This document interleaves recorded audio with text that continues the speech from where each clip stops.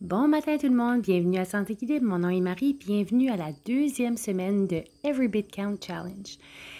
Le jardin est magnifique en ce moment, j'adore me promener le matin et regarder les différents légumes qui sont en train de pousser au jardin. Donc cette semaine, on a fait beaucoup de différents projets, mais quelques-uns étaient répétitifs, dont faire des cornichons et des produits au congélateur. Donc j'ai décidé cette semaine de seulement vous montrer les recettes qui sont nouvelles. Donc, j'ai débuté la semaine en faisant une récolte d'oignons. Vous avez peut-être déjà vu le vidéo. Et la récolte s'est super bien passée. J'ai également fait une récolte de patates qui est également magnifique et qui sera dans la vidéo de mercredi prochain si vous êtes intéressé à le regarder. Donc, on y va tout de suite. On commence avec les préserves pour cette semaine. On commence avec les tomates. Donc, j'ai plusieurs tomates au jardin, suffisamment pour faire une double recette de bruschetta. Si vous aimez les bruschetta, je vous conseille sincèrement cette recette. Vous allez voir que j'ai placé toutes les épices à l'intérieur d'un pot maçon. En début de saison, avant que les légumes sortent du jardin, je place dans des contenants toutes les épices que je vais avoir besoin pour une double recette de sauce à spaghetti, de sauce à pizza, etc.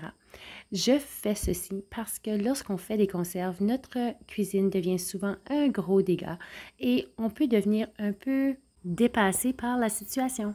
Donc, je préfère placer toutes mes épices à l'intérieur d'un pot maçon à l'avance lorsque ma tête est au repos. Donc, cette recette peut être retrouvée dans le livre de Ball's Book. Je la modifie un peu à ma façon. Donc, au lieu de placer 9 tasses de tomates, je place 8 tasses et j'ajoute un peu de sel.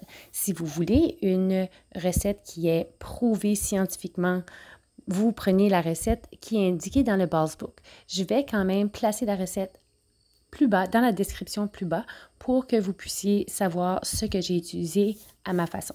Donc, à votre propre risque.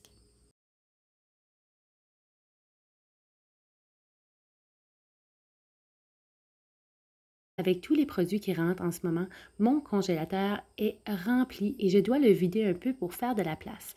Donc, j'avais des bouts de légumes ainsi que des os de poulet. J'ai donc décidé de faire du bouillon de poulet pour faire une soupe à hamburger. La soupe à hamburger est la favorite à mon conjoint et à moi-même dans le temps de l'hiver.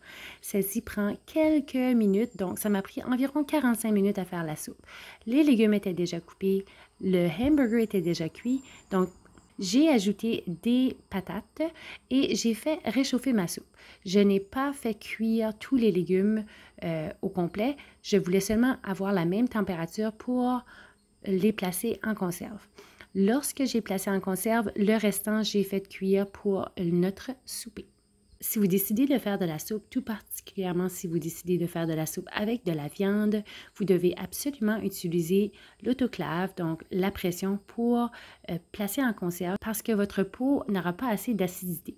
Donc, s'il vous plaît, faites attention. Si vous ne voulez pas utiliser l'autoclave, eh bien, vous pouvez prendre votre soupe et la placer au congélateur.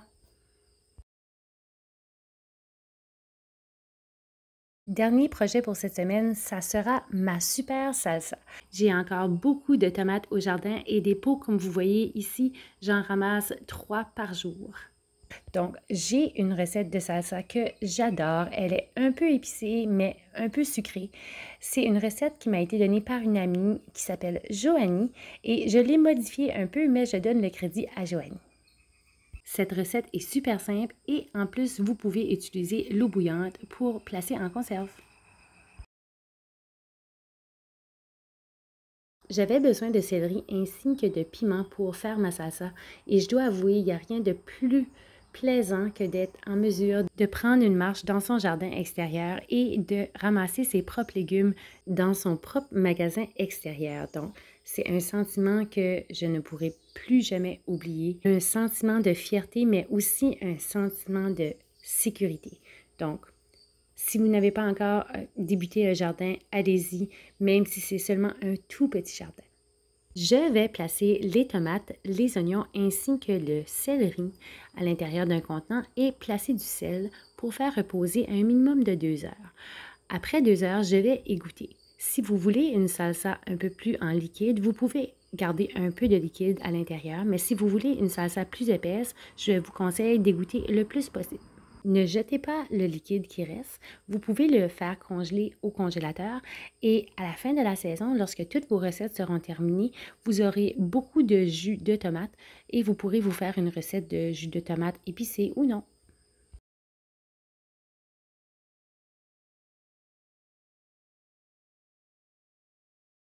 Je vais ajouter mes épices ainsi que mes autres légumes à ma recette et faire bouillir pour une trentaine de minutes environ. Ensuite, je vais les placer dans les contenants. Je vais faire la même procédure qu'habituelle, donc nettoyer les contenants, enlever les bulles d'air, etc.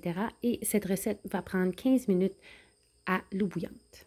Comme mentionné plus tôt, je vais placer les recettes dans la description sur la chaîne YouTube. Donc, si vous voulez les recettes, vous devez aller sur YouTube, appuyer sur la petite flèche et vous pourrez voir les recettes. Si vous essayez les recettes, s'il vous plaît, revenez dans les commentaires pour me dire comment ça s'est passé pour vous.